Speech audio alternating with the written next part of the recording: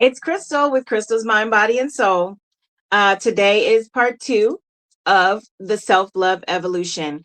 We're going to go through 3 parts. If you weren't here for yesterday's part, you can go back and look at self-love evolution part 1. We are going to go over a little bit about that today, just for those who didn't watch yesterday. But we're going to be talking about self-preservation. What is self-preservation in regards to self-love and how it ties into self-love? Let's go over a little bit about what we spoke about yesterday. Self-love being the consideration of self and prioritizing yourself, especially in moments where you are overextended. We talked about examples on how to implement a 30-day self-love routine. Being journaling or meditating, taking time out for yourself. Those are all ways to implement a self-love routine. And once you create a 30-day routine, it becomes a habit of putting yourself first before others. And I don't mean that you can't put other people first in certain situations. I'm not saying that at all. I'm saying if you're overextending yourself, if you've been pushed past a certain point and you really feel the answer is no, then consider yourself, honor yourself. Okay. And that's what we're going to go into today. Now, prioritizing yourself, self-preservation ties right directly into self-love. I'm going to be showing you how to create healthy boundaries and honoring your needs. That's how self-preservation ties directly into self-love. So it looks like this. If you're not feeling well and somebody asking you to go somewhere, take them somewhere, drop them off real quick, whatever the case, kind of like what we talked about yesterday. If you're not feeling well, don't get dressed and jump up and go because you feel guilty, or if you don't do it, no one else will, or something like that. No, the answer is no. I know it can be difficult to say no sometimes. That's why we're talking about this. For those of you who find it very difficult to say no and not prioritize yourself and your feelings and your needs, this is for you. These people have been depending on you for so long. They have made you the go-to, and you are now burnt out. It's time to come back to self-love. Okay. Also, when it comes to money, I have a golden rule when it comes to money. If I can't give it to you, I'm not going to. I do not loan money. I give. So if I don't have it to give, then I can't give it. But I will not squeeze blood out of a turnip, so to speak, and go out of my way to give if I don't have it and feel guilty about it later. And that wasn't always the case with me. We'll go into it a little bit later. It's the reason why I can speak on this is because I've gone through it. But let's get back on track here. The first thing we're going to do is get into healthy boundaries.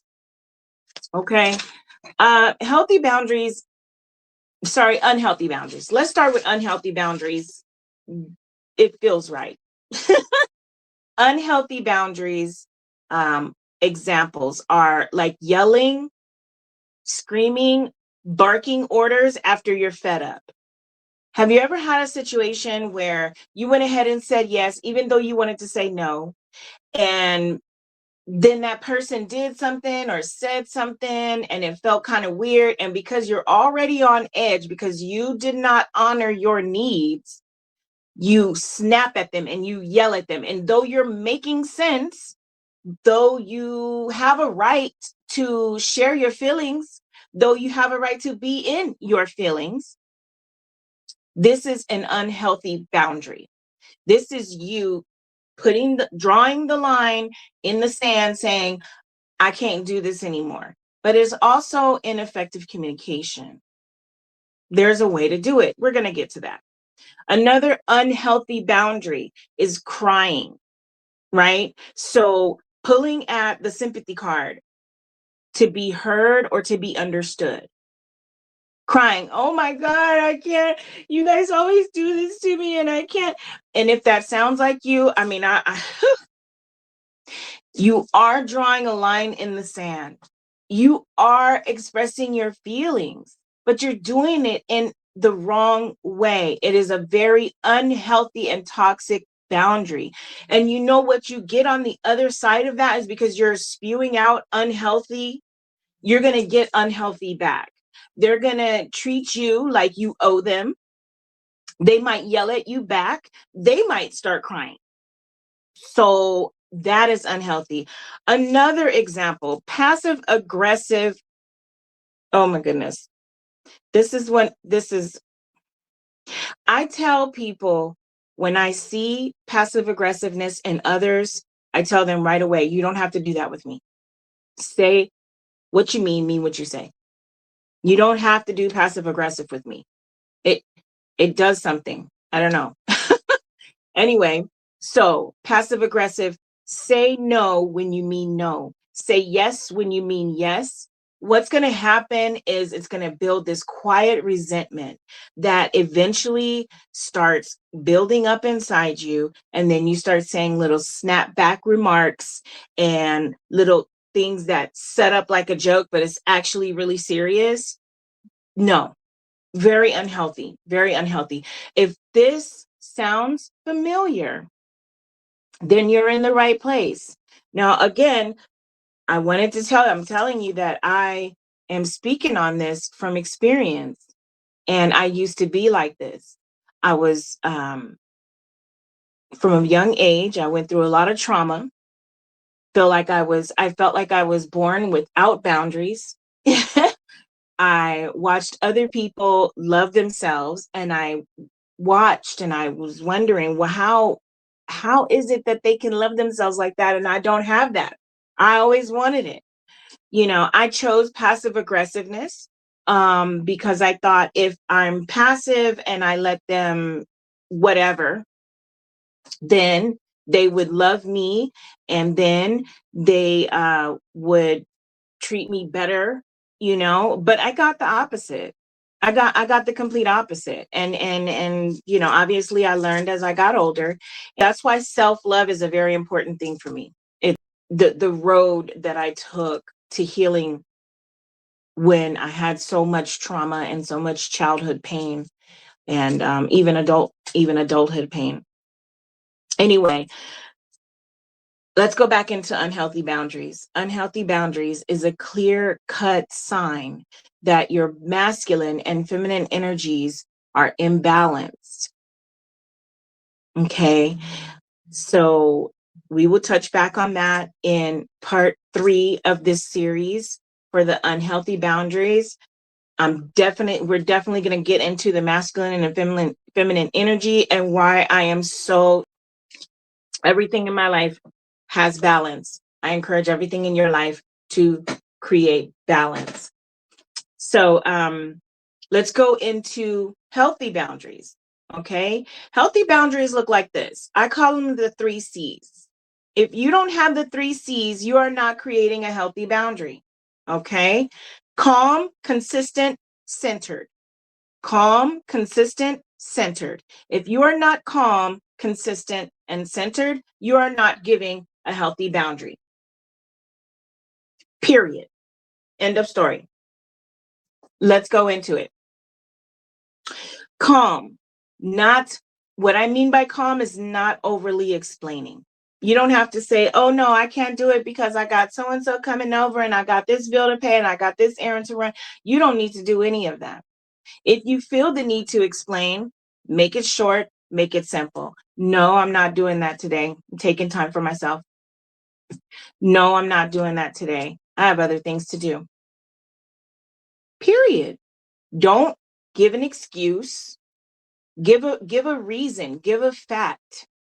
Even if it's the fact that you're spending time with you, prioritizing yourself and letting them know you're prioritizing yourself is going to then teach them how to treat you. moving forward. Next, consistent. Honor yourself all the time, not some of the time. I know it's difficult. I've been there. I would honor myself a few times, and then I get this sense of energy and feeling aligned and balanced. And then as soon as I felt that, I would then not honor myself. Someone would ask me to do something. I know I didn't want to do it, and I did it anyway. Passive aggressive, caused me to snap at them, caused me to speak metaphorically. I do that sometimes where I would speak metaphorically and I'm really talking directly to them, but I wasn't confident enough, because I didn't honor myself. It all boils down to me. It all boils down to you. So the second one is centered. I talk about centered because I'm talking about heart centered. I'm talking about your first answer. If the phone rings or they come over or whatever the case may be, and they're asking you for something, to do something, some part of you, some time of you, whatever it is, if the first answer, and we spoke about this yesterday, that comes to your head or comes to your heart is no, then the answer is no. Don't overthink it. Don't think it like, oh, well, if I say no, then ... No. Then the answer is no, because you're questioning it. You're basically, what you're doing is convincing yourself why what you should do is dishonoring yourself. No, no more. No more. Since the self-love evolution is here, since Crystal's mind, body, and soul is here to tell you today, we are not creating unhealthy boundaries. We are creating healthy boundaries in the name of self-preservation. I hope we understand that today. I'm not going to spend too much time lecturing everybody today. I'm just going to go ahead and end it there. Simply go to crystalsmindbodyandsoul.com, enroll in the 30-day program, or you can click on the booking link either in my bio or below in the comment section for a free consult, just in case you don't know what it is that you want to get into. We can start with self-love, a good starting point. Thank you. I want to thank you so much for listening to me. I know I ramble on sometimes, but I totally appreciate all my listeners, viewers, clients, family, and friends, those following and not. Please like, subscribe, and comment. Get in on this conversation. I love for people to comment. If you have any tarot needs, I do tarot as well. Thank you for coming to Crystal's Mind, Body, and Soul. Come for the message, stay for the healing. Thank you.